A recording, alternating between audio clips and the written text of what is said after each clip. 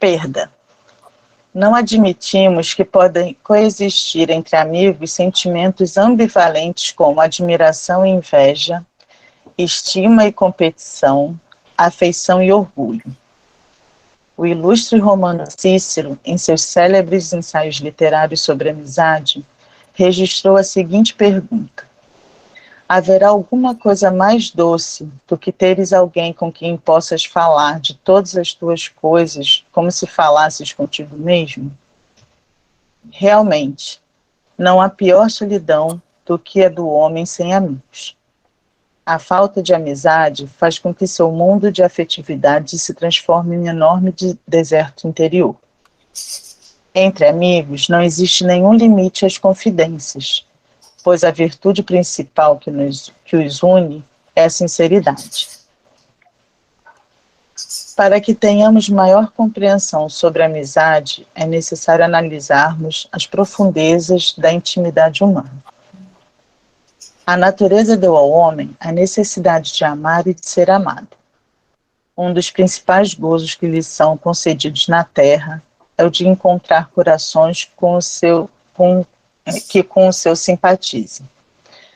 Portanto, a criatura não deve endurecer o coração e fechá-lo à sensibilidade, se receber ingratidão de seus amigos. Isso seria um erro, porquanto o homem de coração se sente sempre feliz pelo bem que faz. Sabe que se esse bem for esquecido nessa vida, será lembrado em outra. De certo modo, temos por crença que amigos leais são somente os que compartilham os mesmos gostos, tendências, entusiasmos e ideais, que devem estar sempre à nossa disposição, concordar com tudo que pensamos e de que precisamos e de que jamais devem ter sentimentos contraditórios. Se realmente alimentarmos essa crença de que os amigos verdadeiros são aqueles que se modelam ao nosso perfeito idealismo mítico, isto é, relacionamentos estruturados em castelos no ar, poderemos estar vivendo fundamentalmente sob uma consistência irreal a respeito da amizade. O crescimento de nossas relações com os semelhantes depende da nossa habilidade em não ultrapassar as possibilidades limitativas de cada um e de obtermos uma compreensão das restrições da liberdade e disponibilidade dos amigos, ficando quase sempre atentos às conexões que fazemos com nossos devaneios emocionais. De modo geral, não admitimos que podem coexistir entre amigos sentimentos ambivalentes como admiração e inveja, estima e competição, afeição e orgulho. As emoções radicalmente diferentes ou mesmo opostas são inatas das criaturas humanas no estado evolutivo em que se encontram. Muitos tiveram uma educação fantasiosa do tipo e viveram felizes para sempre.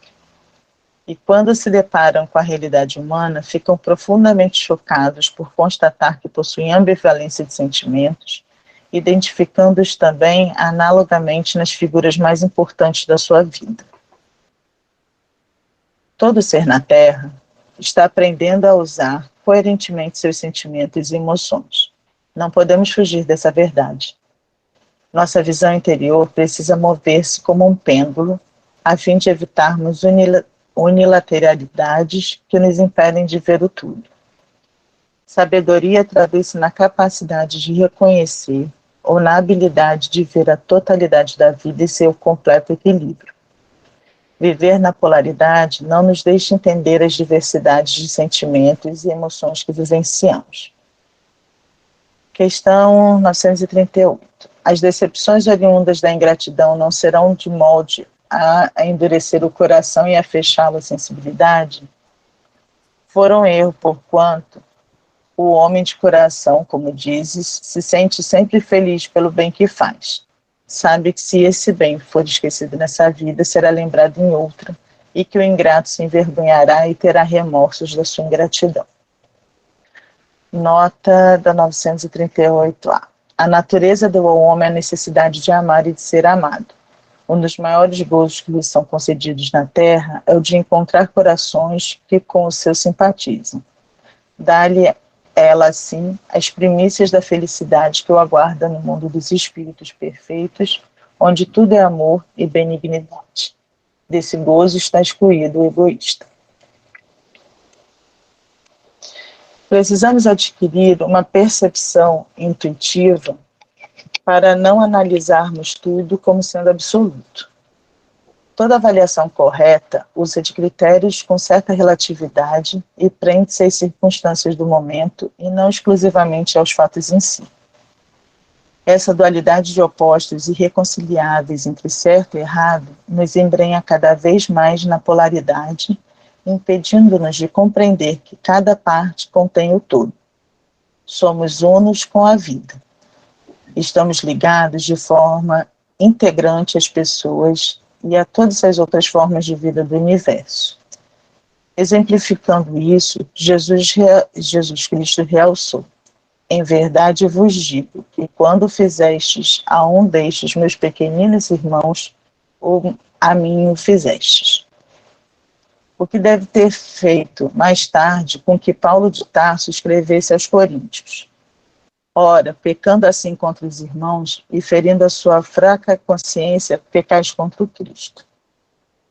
O homem de coração que se sente sempre feliz com o bem que faz, sabe que todas as experiências que vivenciamos uns com os outros são peças importantes no processo de crescimento espiritual. Sabe que não basta simplesmente ignorar as ingratidões alheias ou não guardar eternos ressentimentos. Deve também avaliar e aprender com seu próprio sentimento de perda ou de abandono. O homem de coração entende perfeitamente que com as experiências que mantém com os amigos atuais ou que manteve com os amigos que se foram, pode oferecer importantes conexões para ampliar os horizontes do autoconhecimento. A partir daí, tem condições de discernir a variedade de categorias de amigos. Amigos de atividades habituais, possuem uma convivência restrita, reúnem-se somente para cultos religiosos, em dias de lazer e de esporte, nas horas de trabalho, ou em cursos ou em eventos diversos. Outros existem, qualificados como amigos por vantagens recíprocas. São unidos pelas profissões que exercem, promovem sociedades de interesse comum e com metas especiais, desempenhando os papéis e ofícios especializados juntos, mas não juntos interiormente. Os denominados amigos de décadas diferentes são todos aqueles ligados por enormes afinidades das vidas passadas, que nem mesmo a grande diferença de idade consegue separá-los da convivência diária. Adquirem uma intimidade carinhosa e verdadeira que enseja a permuta de experiências de vigor e de ânimo. Outra categoria a ser considerada é a dos chamados amigos itinerantes ou transitórios. Cruzam nossas vidas durante determinada etapa, compartilham nossa amizade em épocas cruciais. Outras vezes, em busca de aprendizagem, passam por nós nas encruzilhadas do caminho terreno, para depois se desligarem, porque se desvaneceram os elos comuns que os mantinham conosco. No decorrer do tempo, cada um deles segue o caminho que traçou rumo ao próprio destino. Os reconhecidos, porém, como amigos íntimos ou permanentes, são aqueles que possuem afeto mútuo e o conservam indefinidamente. A intimidade entre eles faz com que tenham um crescente amadurecimento espiritual. Alargam seu mundo interior à medida que aumentam a capacidade de compreender as similaridades e as diferenças entre si mesmos. Em verdade, para se possuir real intimidade e adquirir plena confiança entre amigos, é necessário nunca esconder o que há de desagradável em nós. Em outras palavras, é preciso revelar nossa falibilidade. Querer demonstrar caráter impecável e isenção de dúvidas é característica de indivíduos incapazes de perdoar e inábeis para manter relações duradouras e afetividade verdadeira. Em síntese, a perda de amigos representa Momentos difíceis e dolorosos. As dores da alma em relação às amizades não são propriamente dificuldades dessa época. Já eram no passado distante motivo de demonstração e de conselhos. No livro do Eclesiástico, encontramos registrada a seguinte orientação: não abandones um velho amigo, visto que o novo não é igual a ele. Vinho novo, amigo novo. Deixa-o envelhecer e o beberás com prazer. Gostariam de comentar? Com certeza. Eu achei muito interessante. Eu achei muito interessante. Uma das coisas que me chamou a atenção e me chama a atenção é quando fala da gente ter que aceitar as diferenças, né? E as ambiguidades na amizade. E a gente hoje ouve tanta gente falando que... gente, deixa uma parte. Eu gosto muito de cachorro, eu gosto de bicho.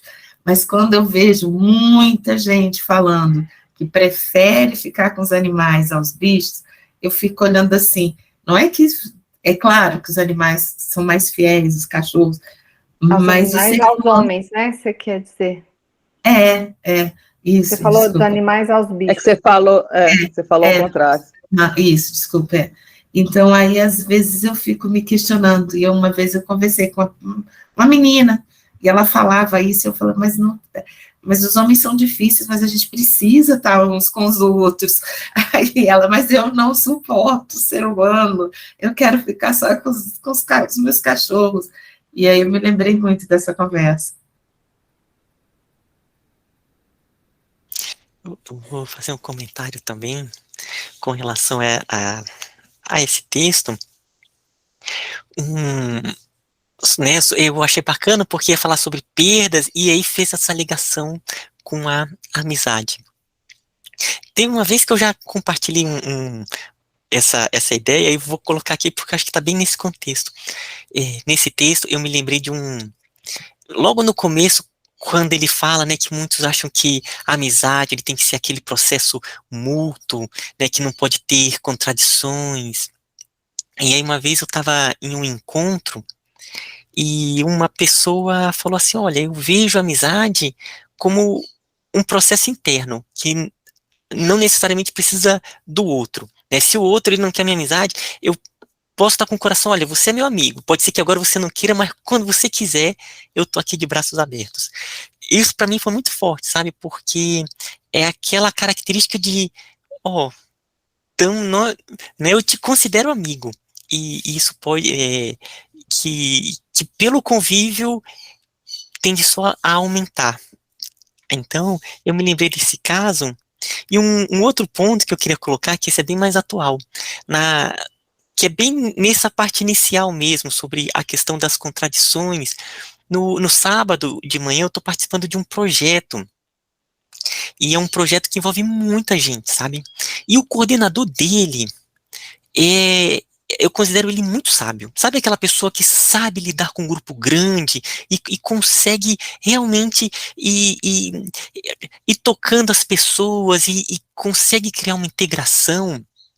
Eu acho ele muito bom. E ele fala uma coisa assim, até com uma certa constância. Ele fala assim, olha, eu vou decepcionar vocês, vocês vão se decepcionar, nós vamos nos decepcionar, mas isso é muito pequeno dentro do que nos une. Então, é aquele ponto de colocar, olha, não fica achando que é todo mundo perfeito porque a gente está querendo fazer um trabalho no bem, né? Então aqui vai ter esses atritos, mas vamos crescer com isso, vamos cada vez nos tornar melhores, a ponto de não ter mais as decepções, né? Já entender que isso é um processo onde vai se conversando e se melhorando. Então era esse que eu queria compartilhar aí com vocês. Tiveram... Oi, desculpa, Romulo. Não, pode falar, por favor, gente. prossiga. Não, tiveram 2 pontos que me chamaram a atenção. Sobre a questão das amizades transitórias, que para mim também faz link com o que a gente conversou ontem, da questão do apego, né? Da gente observar o quanto a gente está ou não conectado a uma pessoa, porque às vezes a gente por conta de uma memória, uma amizade que foi tão importante, a gente tenta manter aquilo e começa, ao invés de ser algo que flui, começa a se tornar um peso, começa a trazer atrito, porque era para ser transitório mesmo, mas muitas vezes a gente não aceita. Então, esse é um ponto para mim que eu levo para a minha vida, assim, sempre observar o que faz sentido, né? Quem faz sentido estando do seu lado, naquele momento, para a pessoa que você é naquele momento, e não ficar tentando manter as pessoas a qualquer custo do seu lado. E o outro ponto que o Ismael falou sobre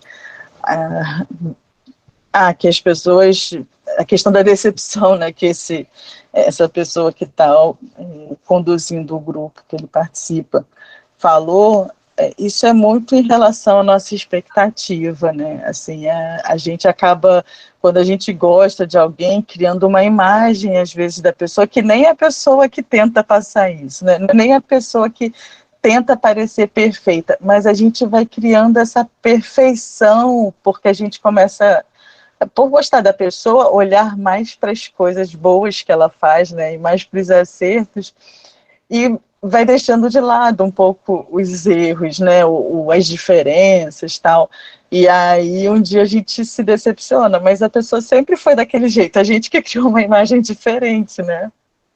Perfeito. E tem um ponto aqui, esse aqui, né, que a confiança entre amigos é necessário nunca esconder o que há de desagradável entre nós, que é exatamente o que você está falando. Né, isso me lembrou direto do Ismael. A gente conversa muito, a gente troca muita figurinha, a gente, quase dia sim, dia não, fica horas, às vezes, discutindo, conversando coisas, né? E o Ismael tem uma característica que eu acho muito engraçada, às vezes, a cada 3 frases, quase, ele, mas se eu fizer alguma coisa, se eu falar alguma coisa, se você achar que não está legal, você me avisa, hein, por favor. Você não deixa eu continuar perturbando, não. Isso é muito interessante. E, às vezes, eu puxo a orelha dele, às vezes ele puxa a minha orelha, mas isso é uma característica que, na maioria da humanidade, incomoda. Que os nossos grupos de amigos, na escola, no trabalho, as patotinhas são feitas de acordo com o que todo mundo está em comum. Ninguém coloca no seu grupinho da escola, do trabalho, uma pessoa que pensa diferente ou defende ideias diferentes. Isso ainda é uma característica nossa. Acho que por isso que ele chama tanta atenção no texto, que a gente tende a se aglutinar com o que é parecido, com o que deixa a gente confortável. E ninguém quer se sentir desconfortável. Só que é justamente essas estocadas do desconforto que fazem com que a gente se movimente, que busque uma coisa diferente, que busque crescer, aprender. Só que até a gente entender que esse desconforto é necessário, que é uma coisa boa para a gente demora, né, a aceitar isso. Bom, vou pegar um pouquinho de cada um.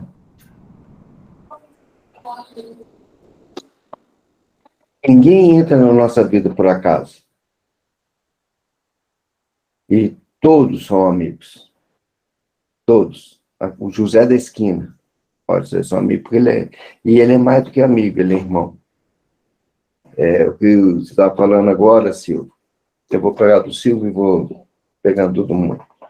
O que te incomoda no outro é que te faz crescer. É onde você tem que se trabalhar. Então, quando o Ismael fala assim, se eu estou falando uma coisa que não está... Fala. Por quê? Porque o Ismael quer crescer. Eu acho que foi no encontro de domingo que falou. Aqui é uma grande escola, uma escola hospital, né? Não sei quem falou, usou esse termo. E cada pessoa que chega em nossa vida é uma bênção. Cada ser é uma bênção. Independente de ser um pássaro, um cachorro, um gato ou um ser humano. Todos têm que ser respeitados igualmente. E todos têm que ser dedicados a amor. Não é uma vida de exclusão, é uma vida de inclusão. Não é gostar mais do Ismael, porque o Ismael fala o que eu gosto. É gostar tanto do Ismael quanto eu gosto de Paulo, que toda vez que eu encontro com o Paulo, ele me incomoda. E é esse que é o Paulo, talvez, seja muito mais importante para mim do que o Ismael. E eu acredito muito nisso. E acredito muito em Deus e na espiritualidade, como ele coloca as pessoas na nossa vida. E nada é por acaso. Eu vou compartilhar uma história rapidamente. Eu acho que eu contei essa história com o Ismael. Eu adoro histórias, né? Eu estava em Porto Alegre fazendo um trabalho social. Eu trabalho com uma fundação, chama Fundação Brasil Meu Amor. E eu estava muito tempo lá e vim passar o final de semana com minha esposa. Peguei um voo na sexta-feira. Isso é no sul também, né, Elisa? Você vai conhecer bem a minha história. Então, eu estava lá em Porto Alegre, não tinha voo direto para Brasília, e fiz uma escala em Congonhas para pegar um voo para Brasília. Entrei no avião, tudo normal, fui check-in e tal. Quando o avião está descendo, eu chamo o aeromoço, esse avião está descendo no aeroporto errado. Não, ele está descendo no aeroporto certo, não. A minha passagem é para Congonhas, ele está descendo em Guarulhos. A aeromoça pegou a minha passagem, confirmou, não, sua passagem é para Congonhas, mas esse voo é para Guarulhos. Eu não sei como é que você entrou nesse avião. Bom, isso foi uma novela, isso era de manhã, eu estava combinado um almoço com a minha esposa aqui, para chegar na hora do almoço. Aí cheguei, lógico, eu perdi minha conexão, né?